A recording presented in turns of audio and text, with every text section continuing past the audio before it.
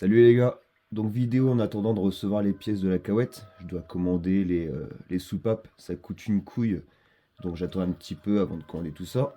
Tu peux voir déjà que sur le Dax, je suis passé en demi-guidon, que j'ai récupéré sur la Kawasaki les commandes pour les leviers, clignotant intégré dans les leviers pour faire Jackie Tuning, tirage court Pro Taper de chez Wish, également changement, freinage, machin, tout ça derrière.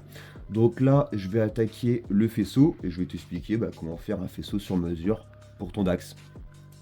Pour démarrer le faisceau du DAX, donc tu vois que j'ai récupéré le gros câble masse du moteur et du cadre. Directement derrière, j'ai tiré, alors déjà les deux sont connectés, avant ils ne l'étaient pas, mais directement derrière, j'ai tiré une masse qui n'est pas obligatoire, c'est uniquement si tu veux les feux sur ton DAX. Donc là, c'est une masse pour l'éclairage arrière. Environ 35 cm derrière, j'ai tiré un premier câble pour le CDI. Ensuite, tous les 10 cm, on va dire, à peu près, hein. Ouais, tous les 10 cm, tu tires un câble après le CDI pour la bobine, pour l'allumage, pour le régulateur. Et ensuite, tu vois, j'ai tiré un câble d'environ 70-80 cm, qui est juste là, tu vois, qui démarre d'ici, pour venir sur le contacteur de la clé, et ensuite sur l'éclairage, si tu veux un éclairage sur ton axe.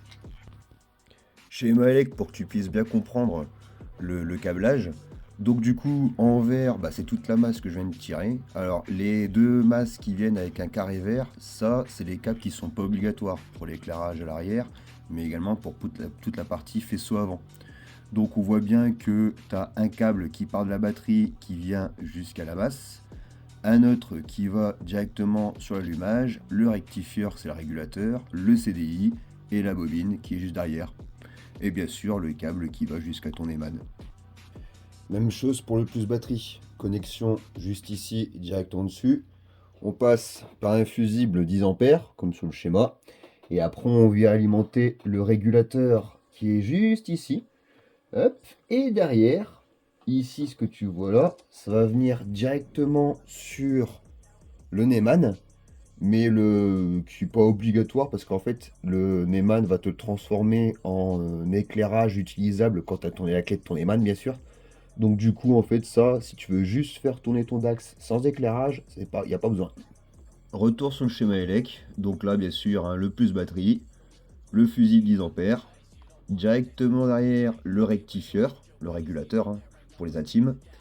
Et bien sûr, le plus qui vient sur le Neyman, qui n'est pas obligatoire pour rappel si tu veux pas d'éclairage. Lors de l'allumage du CDI, qui va directement sur la bobine, rien de compliqué. Sur le schéma, tu le vois en jaune. Cette fois-ci, du CDI, fil bleu, jusqu'à l'allumage. Même chose sur le schéma ELEC. Deuxième fil qui part du CDI jusqu'à l'allumage, celui-ci je crois que c'est le PMH. Sur le schéma ELEC, en fait il est en gris. Dernier fil pour le CDI, tu vois, c'est une masse. Alors, c'est pas vraiment une masse en fait, c'est un fil qui va jusqu'au Neyman, qui est juste ici, qui va beaucoup plus loin. Mais en fait, c'est pour faire une mise à la masse quand t'as pas ton contacteur sur ta clé en fait. Donc du coup, en fait, je l'ai mis en vert. Si tu peux mettre d'une autre couleur, et écoute, tant mieux. Sur le schéma ELEC, c'est le vert clair. CDI, c'est fini. Bobine, c'est fini. Maintenant, je finis l'allumage. Donc l'allumage, tu as un 12 volts qui doit venir jusqu'ici, qui va jusqu'au régulateur, qui doit venir charger avec le plus qui est juste ici la batterie. Mais également un 12 volts qui va également jusqu'à l'éclairage. Bon, ça, c'est pas obligatoire si tu veux pas de feu à l'avant. Sur le schéma ELEC, tu peux le voir en jaune, ça part de l'allumage. Ça va jusqu'au régulateur, là, qu'ils appellent ça un rectifieur. Et ensuite, ça va directement sur le bouton pour l'éclairage. Dernier fil de l'allumage jusqu'au régulateur. Sur le schéma, il est en gris, toujours pareil, de l'allumage jusqu'au régulateur rectifieur. Le faisceau pour la puissance est fini.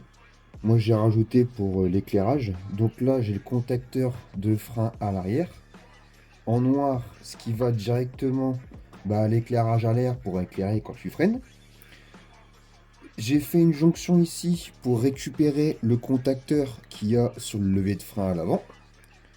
C'est alimenté par le en rouge, là c'est un plus après contact, que j'ai tiré depuis l'avant où il y aura le Neyman, qui va également venir sur une jonction pour alimenter le feu arrière.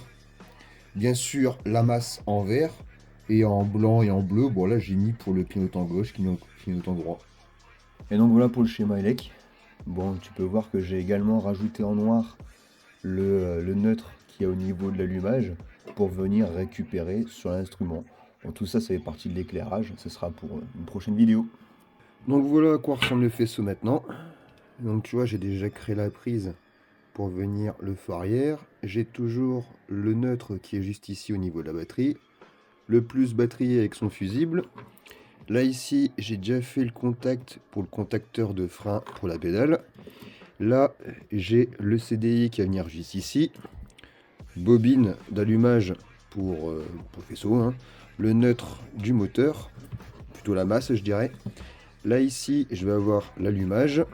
Et maintenant, le régulateur. Il n'y aura plus qu'à venir mettre les cosses dessus. Là, il faudra bien faire gaffe à ne pas se gourer au niveau de l'emplacement des cosses. Je vais te montrer ça tout de suite. Pour la cosse du CDI, première chose, la masse qui est juste ici. Moi, je te fais un exemple, après tu te démerdes. Hein. Mais tu vois, par exemple, pour mon CDI, j'ai 2 fils verts. Parce que j'avais pas assez de couleurs et parce que j'avais la flemme de racheter 36 000 couleurs. Donc là, tu te dis, merde, lequel est la masse? Et bah tout simplement, tu prends ton multimètre, tu mets en mode sonnette, hop, tu vois que là que ça sonne.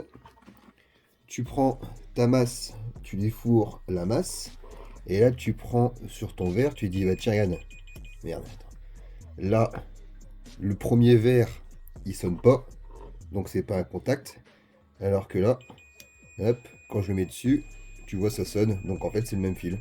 Donc lui là, celui-là, c'est bien mon fil de masse. On reprend sur la cosse du CDI. Alors tu auras juste ici le coupe-circuit qui vient du Neumann, bien sûr.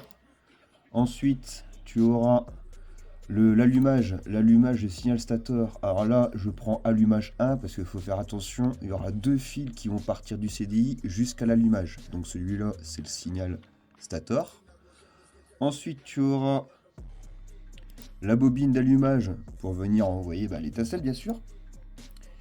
Et ensuite, tu auras l'alimentation qui vient directement de l'allumage. Bien sûr, c'est le deuxième fil qui va jusqu'à l'allumage. Il ne faut pas confondre avec le premier. Donc maintenant, pour la cosse allumage, on va commencer par la masse en bas à gauche. L'éclairage avec le régulateur. Alors attention, il y a 2 fils qui vont sous le régulateur, mais tu en as un qui va également sur l'éclairage pour le plein phare. Celui-là, c'est le neutre de la boîte de vitesse, hein, le capteur de la boîte de vitesse pour le neutre. On va avoir le deuxième fil pour les régulateurs. Voilà, celui-là c'est facile, il n'y a pas de deuxième fil pour l'éclairage. Un fil qui va sur le CDI, attention, il y a 2 fils qui vont sur le CDI, mais celui-là c'est signal stator. Pour voir, en fait, tu fais la continuité de fil avec la cosse précédente. Le deuxième fil du CDI qui va venir alimenter le CDI en question avec l'allumage. Pour la cosse du régulateur, on aura le plus batterie, l'éclairage et l'allumage,